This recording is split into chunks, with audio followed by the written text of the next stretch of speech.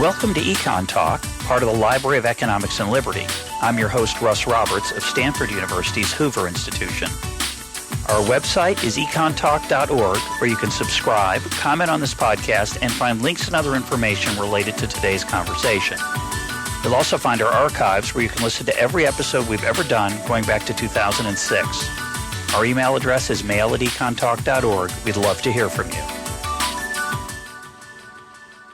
Today is March 20th, 2018, and my guest is historian and author Jerry Muller. He is professor of history at Catholic University. His latest book is The Tyranny of Metrics, and that book is the subject of today's episode. Jerry, welcome to EconTalk. Pleasure to be with you. What is the tyranny of metrics? The tyranny of metrics is a widespread pattern in contemporary organizational life that runs across everything from business through medicine, through policing, through higher education, K-12 education, and even philanthropy. It's a pattern that I'd define as follows. It's based on several beliefs which, taken on their own, sound plausible, but in combination turn out to be counterproductive, or often counterproductive. So the first is the emphasis on standardized measurement, the notion that our judgment is unreliable, experience and talent don't really matter so much. What really matters is measuring performance. So the first part of it is the metric part, that is the belief that it's possible and desirable to replace judgment with numerical indicators of comparative performance based on standardized data. And the second related notion is that the best way to motivate people within organizations is by attaching rewards and penalties to their measured performance. So sometimes often those rewards are monetary rewards, and often enough they're reputational. And then the third notion is connected with the idea of transparency and accountability. And that is that the way to make professionals or government organizations accountable to the public is by making the standardized measures of their performance public. And as I say, each of these ideas sounds plausible. You measure, reward, and punish. You make public. But they often end up having unintended negative consequences. And that's what the book is about. And that's what I mean by the tyranny of metrics. It's not about the evils of measurement. Measurement's often desirable. It's not about the evils of rewarding people through remuneration and other forms, but it's about the way in which this use of, as I say, standardized metrics to replace judgment. That's really the key theme, that you can use standardized metrics to replace judgment and experience and come up with workable organizations. Of course, the challenge is that judgment can be capricious, wrong, unjustified, involve nepotism, sexism, racism. So judgment has a bad name these days, and numbers have a gloss of scientific precision, and that seems like an improvement. Why isn't it? Well, because some of those things are both true but not true if you universalize them. That is to say, issues of judgment is under attack, both for being linked to bias or prejudice, as you say. And then, of course, there's the whole field of behavioral psychology that delights in demonstrating how our biases lead us to misestimate numerical values and probabilities and so on. But there are, and in that sense, measurement can be useful to partially counteract or to inform judgment. The issue, as I see it, is that measurement can't replace judgment. That is to say, you need judgment to decide, first of all, what's worth measuring, because often the things that are most easily measured are not the most important ones for the organization. And secondly, you need judgment to decide how to evaluate the relative significance of what gets measured. And thirdly, you need judgment because there are lots of important things in organizations that simply can't be measured in any standardized way.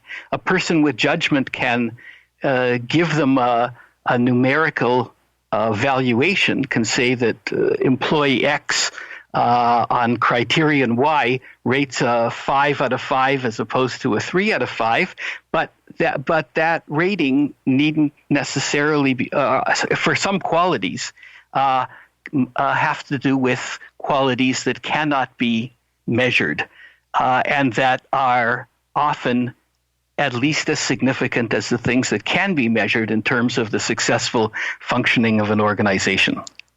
So we had a recent episode with Brian Kaplan on education. Brian's very skeptical about whether formal education, years of schooling, sitting in the classroom leads to much. And he sees, for example, college education as mainly a signal of persistence, diligence, and conformity that students send out to the labor force. And of course, there's some truth to that. One of the most interesting pieces of that conversation with him was where I argued that much of what we learn in college and in high school and below is not measurable, but real. That it's how to think and how to imagine and how to explore and all kinds of intellectual curiosity. And there's some of that in your book. So I'd like to start with that. Let's talk about education, where evidence has been objective measures of success, test scores and other measures are used more and more widely, at least for a while. Give us a little bit of that history and where you stand on this question of education and what can be measured. Right. So the field of K-12 education is one where this metric fixation, this combination of standardized measurement, pay for performance, and publication of results in the name of accountability has been most intense. And it was actually partly by following those debates that I got more interested in the kinds of issues that eventually led me to write this book, The Tyranny of Metrics. When No Child Left Behind, there's a much longer backstory to the idea of measuring educational performance and rewarding schools and teachers accordingly. Back in the 1860s, in Britain, a liberal parliamentarian by the name of Robert Lowe put together essentially a pay-for-performance plan for public schools, where they were going to inspectors were going to go into the school each year and test the children on how well they did in reading and arithmetic, and the schools were going to be penalized if the students didn't do well enough. And one of my intellectual heroes, Matthew Arnold, the poet and cultural critic whose day job was as an inspector of schools, said, what you're going to do here is you're going to end up first of all, you're going to end up penalizing students and schools where in areas where the students are poor and less well off, because they won't show up for school and they won't be as successful on the tests, and also you'll narrow the focus of schooling to the kinds of things that are tested by the inspector. Well, all of this then recurred in the course of the late 20th century, and it reached its sort of paradigmatic embodiment in No Child Left Behind, which was passed in the early years of the George W. Bush administration with Democratic and Republican support. And at first, and that was based on the idea of testing students in schools and publicizing the results and rewarding and punishing schools based on the results, including the possibility of closing down schools. I just want to interject one thing. Yeah. This was a federal mandate imposed on local school districts in frustration, possibly. Who knows what the real reasons were, but part of the justification was the frustration. These school districts didn't seem to do a very good job then they weren't accountable. But here we would publish, we would measure and then publish and make accountable, all which are really attractive goals on paper.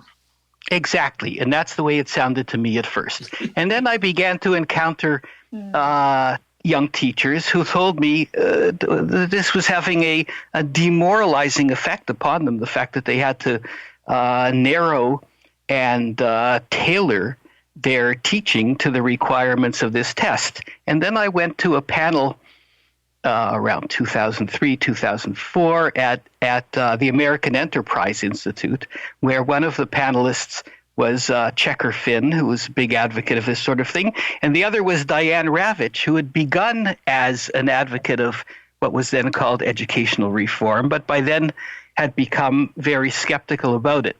And as I followed the literature on that, and there's been a lot of literature on it, and it's actually increased in recent years, it became clear that this whole what was known as the educational reform movement, I mean, it had several branches. Part of it had to do with charter schools and greater school choice and so on, which I think is actually a plausible idea. But a good deal of it was based on this metric fixation. And the more and more evidence that came out, the more it showed that it actually didn't work in a couple of senses.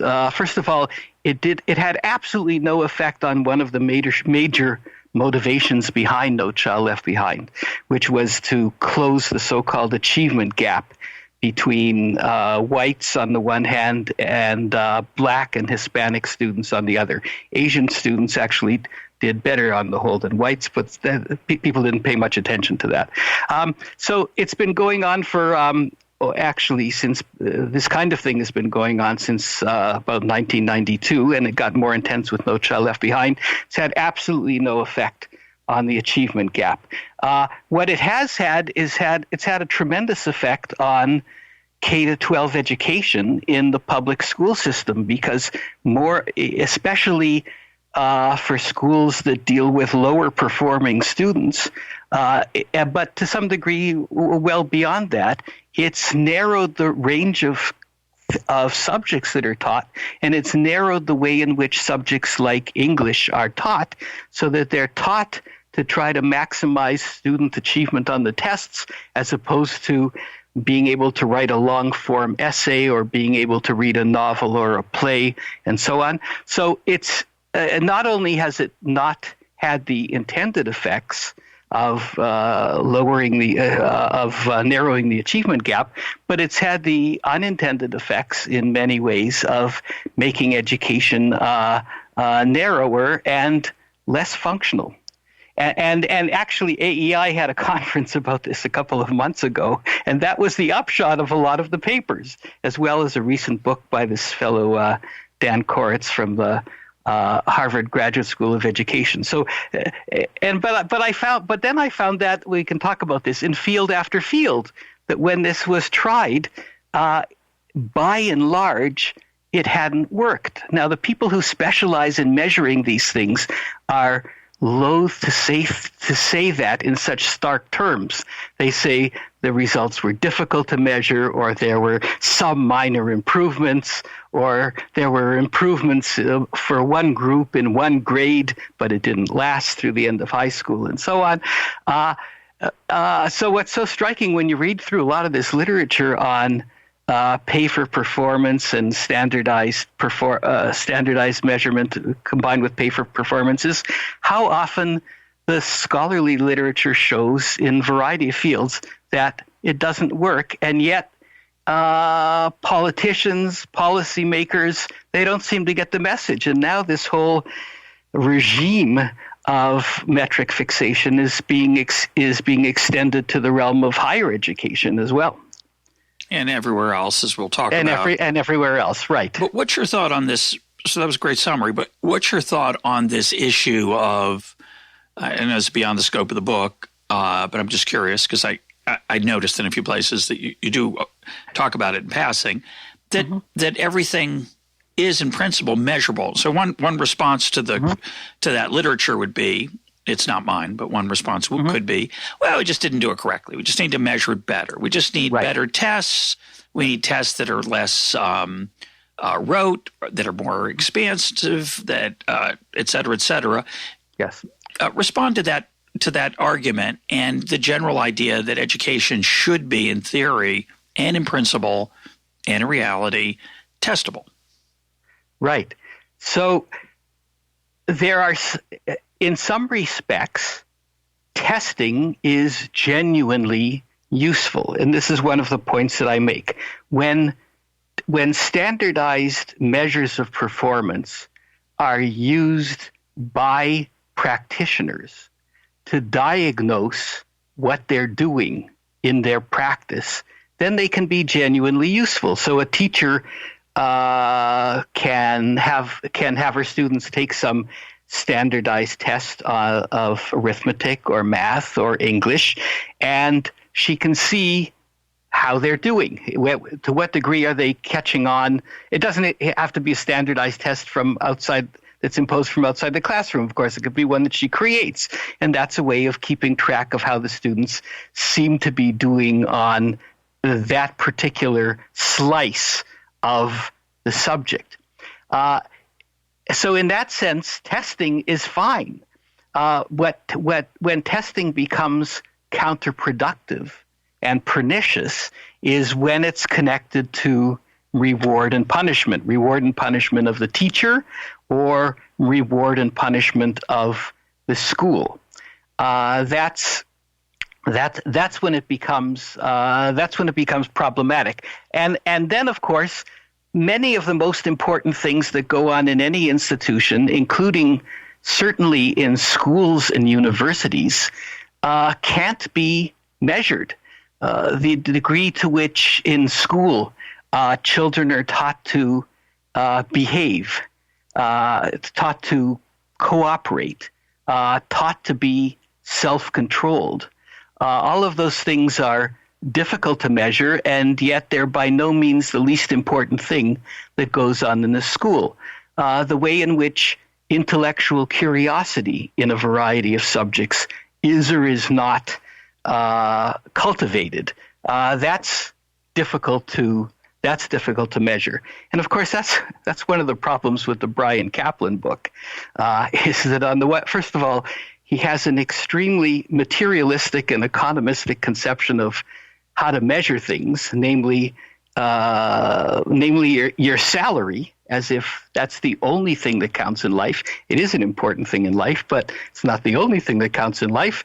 And then, of course, his belief that only those things that you can measure are real. So there's all these intangible elements that go on in K-12 education and go on in college education. When I engage my students in a class, as I did this morning on the family and the market, and I arouse their interest and they say something and another student refutes it, or I ask something that calls it into question, and they have to think dialogically and dialectically, all of that develops skills that really matter in life and in the world, but they'd be very difficult to measure through some standardized test. So I'm very sympathetic to your point. I fundamentally agree with it, but I'm going to challenge it in a different way, partly the way I think Brian might, but I think also in a way that he might not, but I will, which is that, I agree with you that all those intangibles, those non-measurables, those immeasurables, those key parts of education, such as cultivating curiosity, encouraging dialogue, intellectual challenges, internal dialogue, skepticism. These are what a great education should involve. Right. But you and I also know that whether you measure them or not, they're really hard to get people to work on.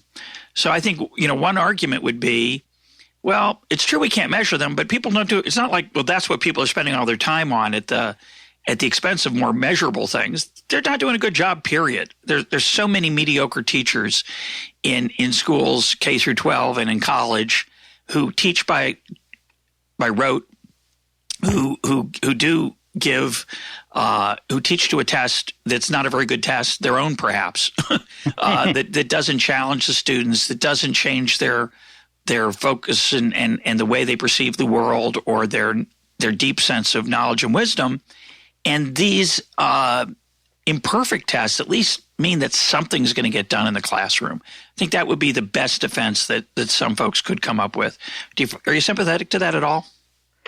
A little bit, but, there's a larger point here, and that is the fact that some institution is not working as well as we would like it to, or producing the results that we think is desirable, doesn't mean that instituting metric fixation, this combination of standardized measurement, reward and punishment, and publicizing the results, it doesn't mean that that's going to make the organization better. In other words, that's true of a lot of life. The fact that a situation is problematic doesn't mean that the solution that you have at hand is actually going to make the situation better.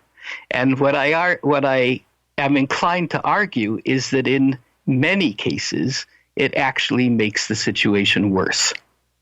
Yeah, so it's not that I deny the problem; it's that I'm skeptical of the efficacy of the proposed solution. Yeah, it's very well said.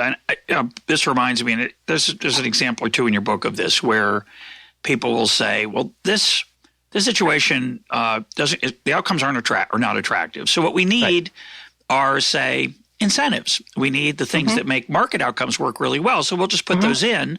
And in fact, in my conversation with Diane Ravitch, and we'll put a link up to that old episode, which is quite a while ago, it's exactly what it came down to. She was horrified at the solution of quote, running a school like a business.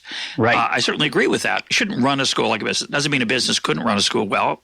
In today's world, there are a lot of charter schools run by nonprofits and maybe for-profits. I think have the potential to do a good job. But certainly because businesses work well, using carrots and sticks means that schools could do that too. Imposing that from the top down does not create the institutional infrastructure that a market creates en route to the outcomes that we like about markets. And so I think that's an incredibly important point that this isn't working well. So we'll just jam in these incentives, and we know incentives work. They do. The problem, as you point out many times, as you point out in the book, is that they work too well. People respond to the incentives rather than the ultimate goals of the institution. Yeah, and we should come back to that. But let me say a little bit about this notion of running a school like a business. What actually happens is the schools and other non-profit-making institutions on whom metric fixation is imposed is they don't actually run like a business. They're made to run like a simplified caricature of a business. That is to say, in real business, it's true that there is a bottom line, but people within a business organization have motivations over and above those of monetary reward. That's certainly an important one, but there are other ones that are important for the functioning of the organization that have to do with intrinsic motivation. That is, to what degree do people find the job interesting, or to what degree do they find the job significant? And then there are qualities that are unmeasurable, like mentoring or cooperating with one's fellow employees, that are actually essential to a profit-making business too. And one of the problems in profit-making businesses where metric fixation has taken hold is that it also, in this simplified caricature of how people work, this notion that they have a kind of Pavlovian response to material incentives, it actually has a distorting effect in businesses too. So first of all, there are differences between businesses and schools. And secondly, even in businesses, the use of this kind of simplified conception of human nature turns out to be counterproductive. And then as many people now, but for example, Henry Mintzberg, a really fascinating professor of management at McGill has pointed out, and James Q. Wilson did this in a different way. Ultimately, businesses do have a kind of single bottom line, but institutions like schools or universities or government agencies don't have one single purpose. They have a multiplicity of purposes, and if you just try to focus them on one or two of those purposes, the other important parts of the the other important goals of the organization are not going to be well served, and actually may be corrupted. I mean, I'm as many listeners know, this podcast is sponsored by Liberty Fund, which is a foundation in Indianapolis, Indiana, which does fabulous educational things. They publish books, they run conferences, and they have the Library of Economics and Liberty, of which EconTalk is a part. Yes. And I am paid a fixed amount to generate these episodes by Liberty Fund. And they could instead say, we're not going to just pay you a fixed amount. We're going to pay you based on the number of downloads. And that is a reasonable thought. It's a reasonable measure of success. It's one I use personally in looking and evaluating my performance as the host. And but it could be that was the way I was compensated. I'm not, but it could be. It's not an unreasonable idea, and there is a huge pressure, and you mentioned it in passing in one chapter, a huge pressure by boards of directors for philanthropic organizations, for charities to measure stuff, be more oriented toward results, not just feeling good about what you're doing. And that's basically, with the effective altruism movement we've talked about here on the program with William McCaskill. It's not a bad idea. It's not. It's a good idea in general to care about what happens, not just whether you think you're doing a good job. So that's okay. The challenge is how do you measure it, and, as you point out. And so if we'd measured this podcast by downloads only, for one challenge would be I'd have an incentive to become corrupt, literally corrupt, to fake downloads to get people to download it who aren't going to listen to it. Obviously, that could happen. Absolutely. But the bigger problem would be it would change the way I run the program, the kind of guests I have. And I have deliberately chosen a style for the program that I think is educational. I hope it's a little bit entertaining as well, but that style limits the number of listeners to some extent. And I think it's just a profoundly non-obvious thing because, and I say non-obvious because so many people do it anyway, to choose some measure because that way we'll have incentives. And it's just, it's dangerous actually. Right. So this is actually a fabulous example that you've hit upon. I mean, one of the reasons I'm pleased to be on EconTalk is that I have listened to EconTalk a lot over the years and learned a lot from it. And sometimes I've gone out and bought the books, or sometimes I've simply assimilated ideas which have then found their way into my own work. Now, that's something that's it's not difficult to measure. It's impossible to measure. But you know that the people who, and it's actually sort of known among a certain class of listeners of EconTalk that EconTalk has a sort of high level of listeners. And in that sense, it's very effective. But as you say, we could be talking about something much more popular or sensationalistic or whatever, and you could have more listeners and your metrics would be better, but you wouldn't really be accomplishing your goal, and neither would your employer. And some people might say, we just need better measures. So I was happy to see in a recent book that that EconTalk gets acknowledged as being usul. That's lovely.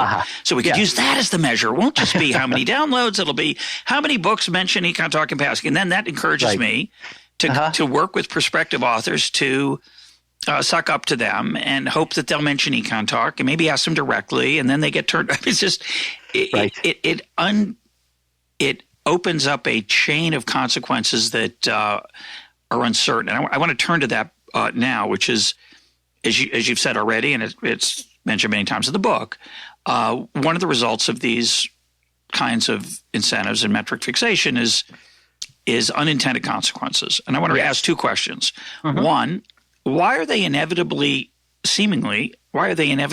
negative unintended consequences? And secondly, are you sure they're unintended? Because you and I, if you, I mean, you've thought about it. You're in the top, I'd say 0.5%, maybe even higher, of people who've thought about how complicated incentives are.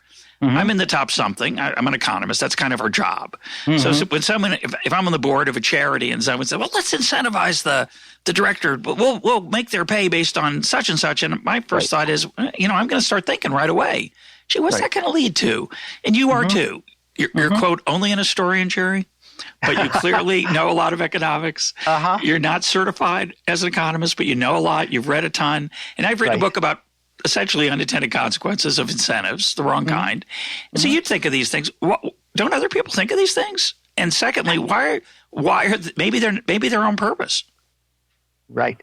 So sometimes so one of the effects of measuring performance and then rewarding and punishing it is that people in the organization will indeed focus on what gets measured and rewarded. And sometimes that's in keeping with what the leadership or the CEO or management want. But often enough, they want that because they actually haven't thought through the consequences very well. Because in most organizations, they have multiple purposes. And in most jobs, there are multiple facets. I mean, if you're in a standardized job where you're, flipping hamburgers or you're changing windshields or something like that, where there's not much room, where there is actually sort of really one function, it's not very intrinsically interesting. There's not much room for innovation. Mentoring and cooperation doesn't matter that much. Well, then measuring and rewarding may work. But as I say, in most jobs, there are multiple facets to the job. And one of the unintended negative effects is that people will actually focus upon what gets measured and rewarded at the expense of the other parts of the job and the other purposes of the organization that aren't being measured and rewarded in a way that can be ultimately dysfunctional. So that's one of the first unintended consequences. A second, of course, is a second unintended consequence that people who try to implement these things from the top typically forget about is how much time it takes to actually input the information, analyze it, and so on, and that is time taken away from doing the activity that is nominally being measured. So that's another factor. And then there's the whole realm of gaming the metrics, that is to say, of attaining the metrics in a way that is at odds with the actual goals and purposes of the organization.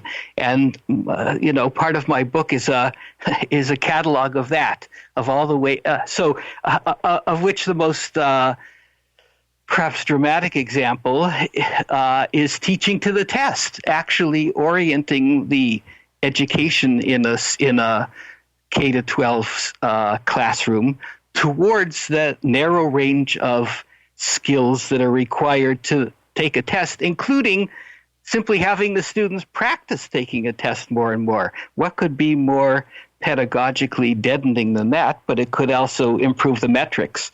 Or to take another example, some years ago, the National Health Service in Britain had a lot of complaints about the fact that waiting times to be admitted to the hospitals were too long. So they declared that hospitals would be penalized if the waiting time to get into to be admitted to the hospital was 4 hours or more. So what did some of the hospitals did the following: when they had patients coming in by ambulance and they knew that the wait was going to be more than 4 hours, they would have the ambulance circle around the hospital until they could admit the patients within 4 hours, which sounds kind of amusing at first until you think about the fact that there were then patients sitting at home waiting to get picked up by those ambulances who weren't picked up in a timely way. So the hospital could meet its metrics in a way that was transparent, but with negative effects for the actual purposes of the institution. So one of the things that metric fixation does is it turns us all into gamers. Yeah, there's an example that I think that by the way, that example is so horrific that I'm a little bit skeptical about it, because it's I understand the incentive to do that. It's so ugly, but of course, as you point out, and I'm sure is true, doctors will refuse patients because they're afraid the surgery is too risky or the outcome won't go well, and their success rate that gets published will look bad, and then they won't look like good doctors. And that happens happens all the time once these surgical report cards were instituted, by which surgeons' rates of success and failure were publicized. So many of them, at least some of them, reacted by what we call creaming or cherry picking or selection bias. It goes under a number of names, but it basically means the same thing.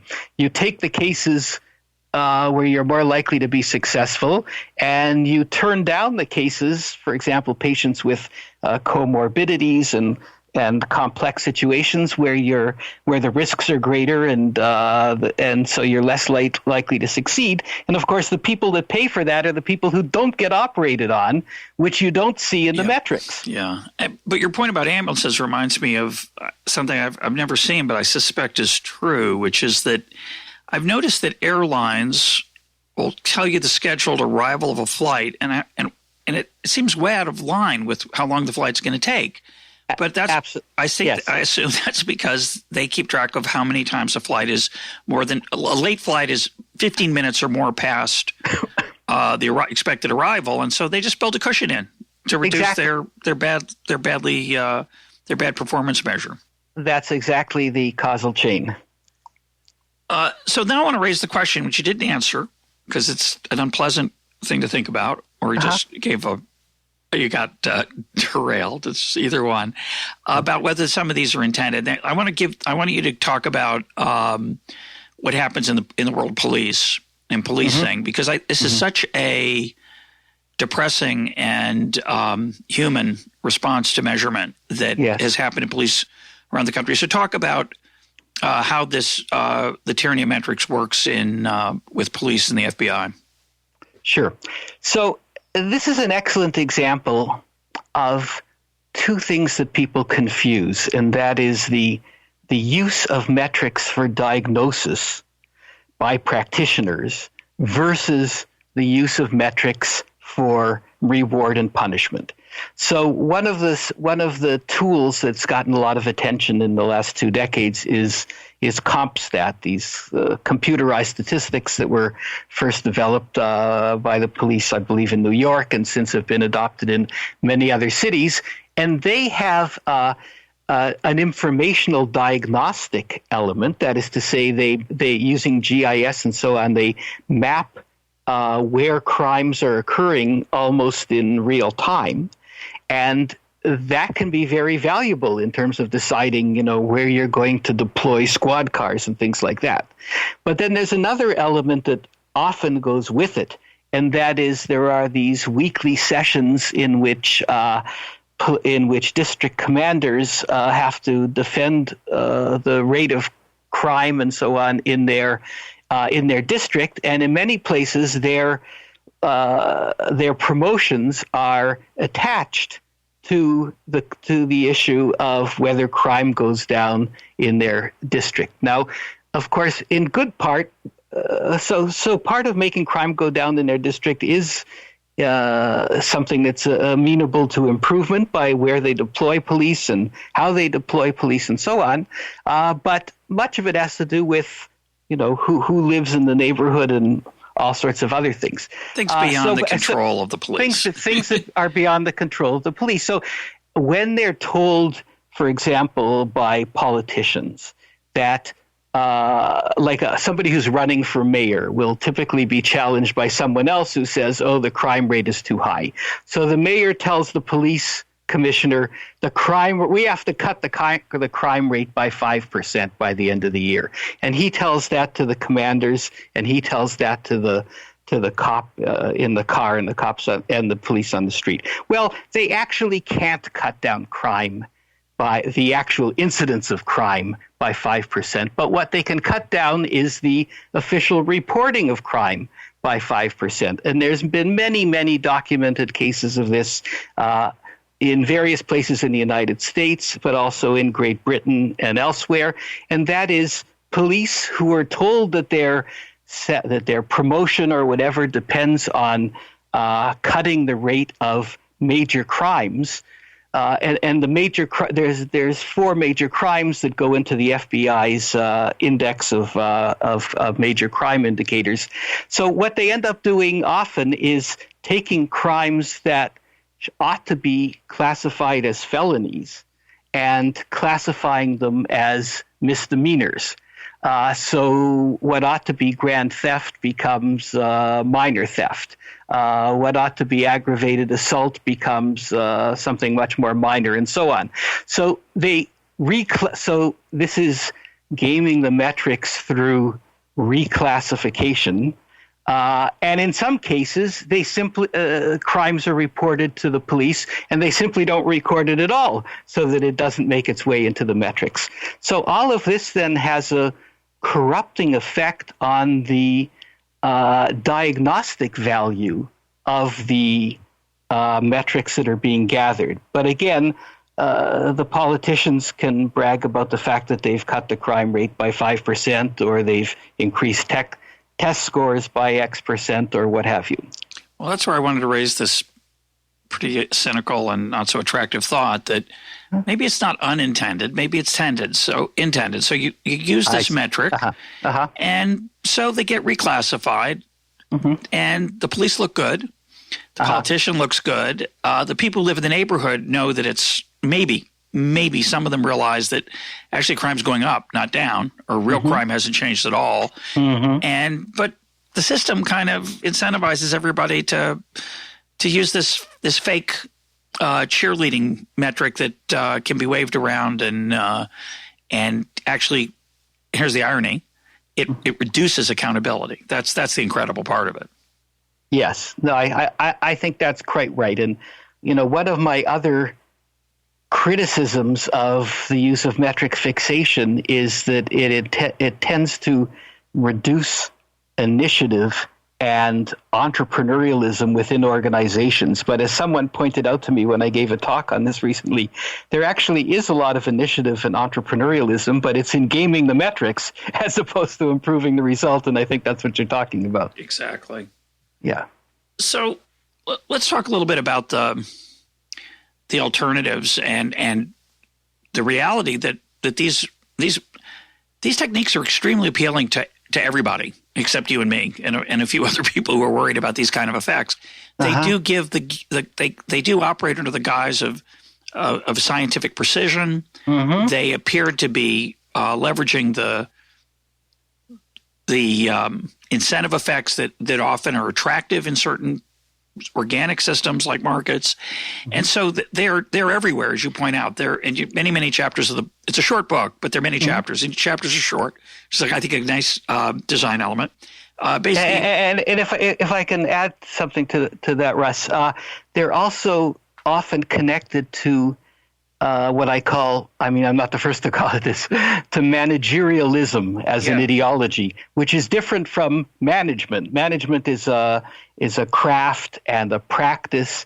Managerialism is this notion, much of which comes out of some business schools and is promoted by all sorts of business gurus. It's the notion that management is not a matter of experience. It's not an art. In an area. It's not an art or craft. It's not based on judgment. It's a matter of technique. And you have, so that creates an incentive to use this simplified conception of incentives in the first place, and then to have these standardized techniques for measuring, for surveilling, and for rewarding.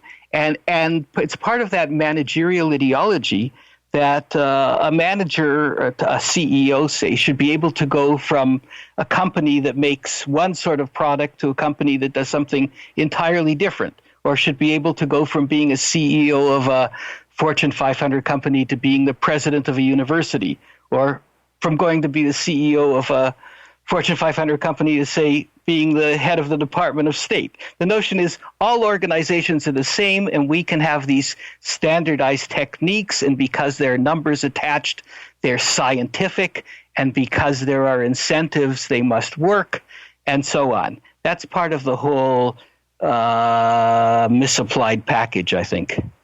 So I want to challenge you to think about, besides you've done a wonderful job pointing out what's wrong with these things, but I think with this whole trend, and I think the challenge for those of us who are worried about it, whether it's in education, police, medicine, all kinds of the running of charities, it's nonprofits generally, the real challenge is, I think we need a better defense of judgment. I'll give you my favorite example of this, and it brings in an insight I learned from another EconTalk guest, Nassim Taleb. A friend of mine who's interested in finance said, value at risk is a flawed measure. Value at risk is used to measure the riskiness of a portfolio. And in the financial crisis, a lot of firms were overconfident about the riskiness of their portfolio. And Taleb and others have pointed out, those measures were flawed. Yes. Everybody knew those measures were flawed. Anybody in the business knew they were flawed. If you asked them about it, as my friend would say, he said, but they're the best we have. And his argument was something is better than nothing. And your point, which I think is 100% right, is that, that's true as long as you keep it as a tool, a diagnostic tool to help you with your judgment. But once it becomes something that becomes, regimented, used for pay and performance, used for assessment, used for promotion, it distorts behavior badly. But I'd say it does one other thing. This is the Taleb point, which is it lulls you into thinking you've got your hand and head wrapped around the challenges that you face. Right. And his example, which I love, is the people who are lost in Paris, they're supposed to meet somebody at the Arc de Triomphe. This is my version of it, but it's his example. They're supposed to meet somebody at the Arc de Triomphe, and they're lost, this group, and finally someone says, good news, I found a map. Oh, thank goodness. It's a map of New York, but it's better than nothing. Yeah. And the answer, of course, is it's not. It's actually much worse because it deludes you into thinking you're heading toward your goals. And I think the challenge here, and my friend in finance, when says it's better than nothing, and I say it's not, he says, well, then what's the alternative? And the alternative, of course, is judgment. It's craft, it's art, it's a recognition that you do not fully understand the situation. You do not fully understand how to get there from here, literally, in the case of an organization, akin to that map story. And you've got to grope. You don't know the full ramifications of your portfolio at any one time. You might use metrics to give you a better measure, but you don't know. And I think my argument is that that's better than fooling yourself into thinking you're knowing. And a lot of people find that deeply dissatisfying. Say, oh, no, we can do better than that.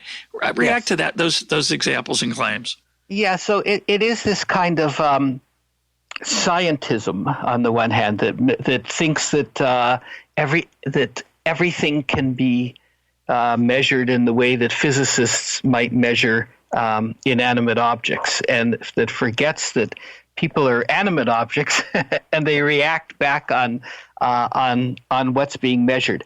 I think that I don't want to pose the situation as metrics or no metrics. The way I would pose it is metrics with judgment, informed by judgment, and being modified by judgment. And indeed, even metrics together with pay for performance can be functional if what is being measured and rewarded accords with the actual professional goals of the people in the organization. So if you're going to reward a hospital for increasing the level of safety, that is something, and you're going to even reward the physicians on the basis of those safety measures, that may actually boost the physician's intrinsic motivation, because there's this link between what they themselves know that they would like to happen and what is being measured and rewarded. So in that sense, even pay for measured performance can work depending on, as I say, what the goals are. And then there's the question of who has input into setting the measurements. And that's a matter of professional judgment too. And then of judging, as I've said before, how relatively important those measurements are compared to others. And what might be the extenuating circumstances. A lot of life in business and in organizations is a matter of extenuating circumstances. That is, things that are beyond the framework that you set out with in the first place. So I think it's not a matter of metrics or judgment. It's the two of them functioning together. But as you say, there are times in this metric fixation, this trinity of measuring, rewarding, and making public. It seems like a magic bullet in so many situations, and there are lots of situations in organizations in the field of education and medicine and so on where we really would like to have better outcomes, but the magic bullet often doesn't work. I'm going to say something a little bit radical. Okay. Get your reaction. Your book encouraged me to think about, and this conversation encouraged me to think about what I would call maybe meta incentives, or I don't have a word for it, but let me give you the layout what I'm thinking. Okay. So if you say to someone, I think principals of a school, I'm about an elementary school now, or a high school, K through 12. Principals of a school should be allowed to give out bonuses based on performance of their teachers. And when I've suggested that, the typical answer I get back from people who are uneasy with that is the following. Yeah, but they're prejudiced. They don't really – they shouldn't be entitled to indulge their personal favorites, say, or the people who are easy to get along with. They don't really – they're not going to do a good job. So we need some objective measure, whether it's test scores or others, to measure performance. And my reaction to that is a good principal knows exactly who the good teachers are in their school, and they know who the bad teachers are, and you don't need a test. In fact, the test misleads you, as you pointed out. And fundamentally, what you're really saying is, in the public school system, for example, and maybe even in some private schools, the principals have too much leeway. There's no market check on them. True, if they're well trained and they're skilled and they have good judgment, they could run a school really well with lots of authority and lots of power, but they're too unaccountable. And what these metrics allow us to do is to constrain their discretion. And that's fundamentally, to me, that just what I realized, it's just a different way of saying that there's no attractive way to incentivize the principal. And so therefore, we want to remove discretion, go to these objective measures. And I'm going to make the radical argument is as we've expanded the reach of government and the size of government, inevitably we have to try to find ways to restrain and incentivize politicians, bureaucrats, administrators, et cetera. And they're inevitably going to be flawed, like we're talking about.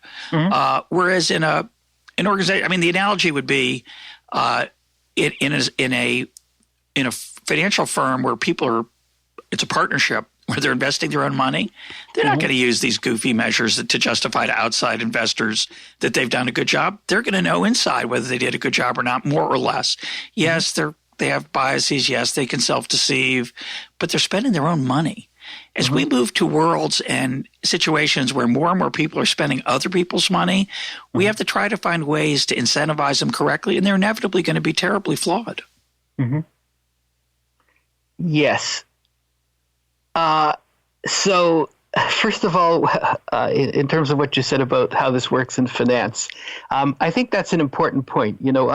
One might think, if one was naive or if one had gone to business school, that the way in which people in finance are to be incentivized is purely on the basis of how much profit they bring into the firm. And that is certainly one of the ways in which they are incentivized. But as you say, people in the firm know what other roles these people have been playing in mentoring others and cooperating and bringing in new ideas and taking initiative and so on. So they take that. So I'm saying in a profit-making business, if it's well run, they take such things, such intangible things, unmeasurable things into account in rewarding. When it comes to schools and principals and so on, yes, I guess I would say the truth is there are dangers on each end. On the one hand, of Agreed. Giving the principal leeway, and that is to say discretion, which leaves room for judgment, which creates the possibility of, on the one hand, bias and prejudice, and from the point of view of his subordinates, of fawning behavior. I would say that we've become so focused on that set of dangers that the pendulum has gone way too far in the other direction to eliminate or minimize the role of judgment and discretion. And that's what my book is trying to help counteract. It's very well said. The only point I'd add on the case of finance, and I'm going to broaden it a little bit, is that I don't just care about whether you're cooperative and so on. I also care about, say, the riskiness of the portfolio. I don't care just about the return. Yes. I'm in a little minor Twitter war today about whether the Ben Bernanke, Paulson, and Geithner did a good job in dealing with the financial crisis, and I suggested they did not. And everyone comes back to me with, yeah, but look how long the recovery's gone along, as if that were the only metric. Obvious counterpoint to that is, well, it's been a pretty mediocre recovery, but that's not my real point. My real point is that by rewarding bad actors in that situation, they sowed the seeds for the next crisis. That next crisis will not be put at their door. It'll be put at whoever's in charge at that point. Yes. And I think the relentless praise for short-term results is incredibly dangerous. I'm not saying I'm right. I'm not saying that, in fact, I don't look particularly right now because I haven't had another crisis. Things look pretty good. I'm open to the possibility that they did a good job. But my real point isn't that they did a bad job because of the next crisis. It's all these other subtle things about faith in democracy, faith in capitalism, the rewarding of cronies that the financial crisis solutions dealt in. Those are the things that to me are intangible and don't get laid at their door. So I do think, yes, you're right. You have to be careful. Judgment has got its own risks, but the other direction's really, really dangerous too. Agreed. Let's close with talk about transparency, because you say something delightfully shocking toward the end of the book, which is transparency can be a bad thing. Everyone thinks that, particularly with government, because they're, quote, working for us, supposedly, that more transparency is better. You take a different approach and suggest some costs to transparency. What are they? Yes. So I try to point out that there are lots of organizational contexts and lots of relations in human life when transparency is counterproductive, starting with the relationship with one's spouse. Do you really want my spouse pointed this out to me, right? Do you really want to know everything that your spouse has done or is thinking? No. In fact, ignorance is bliss.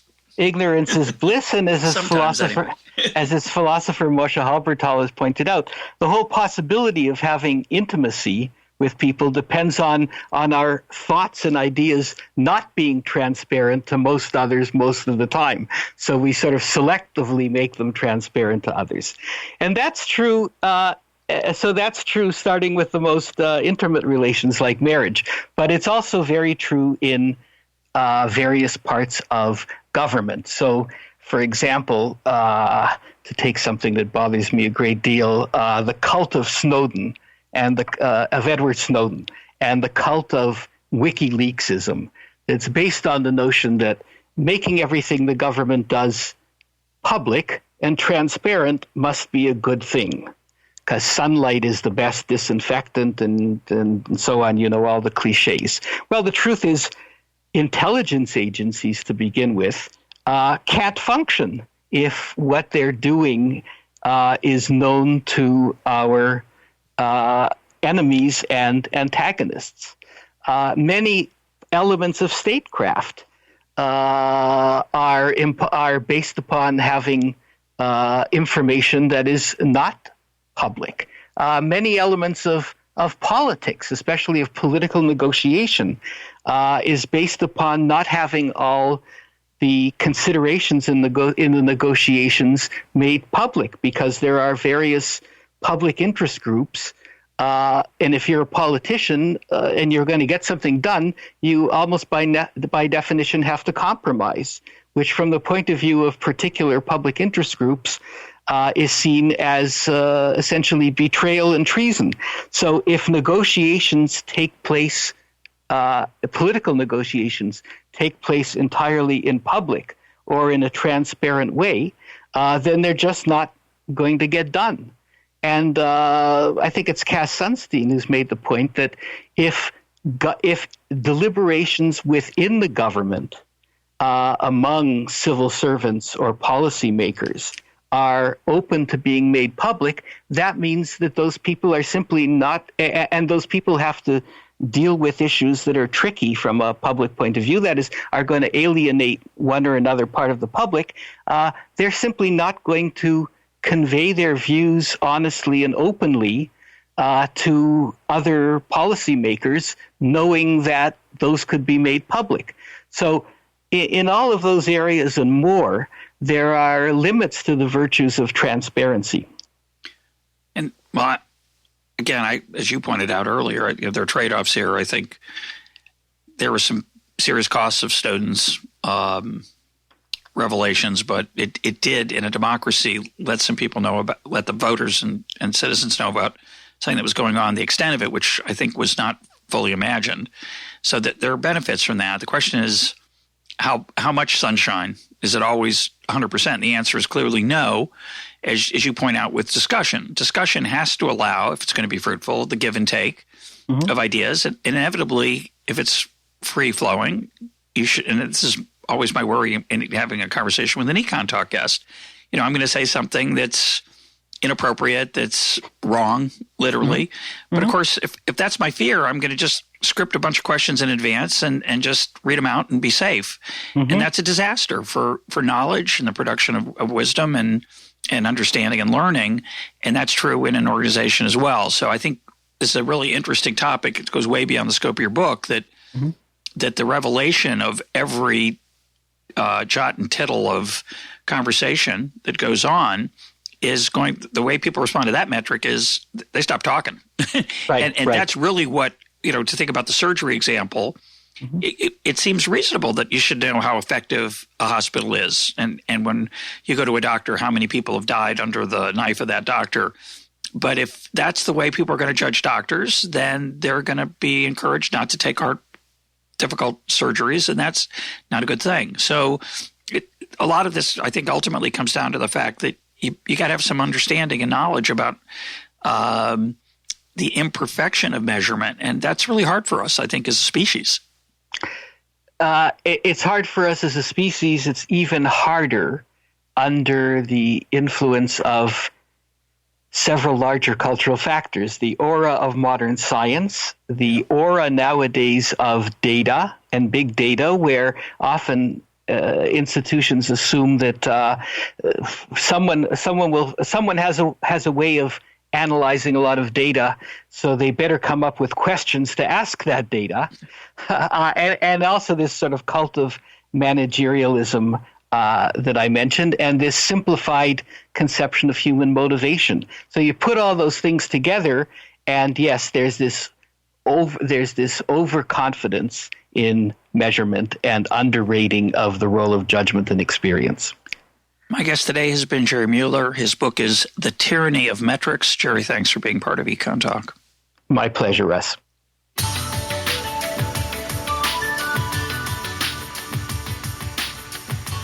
This is EconTalk, part of the Library of Economics and Liberty. For more EconTalk, go to econtalk.org, where you can also comment on today's podcast and find links and readings related to today's conversation. The sound engineer for EconTalk is Rich Goyette. I'm your host, Russ Roberts. Thanks for listening. Talk to you on Monday.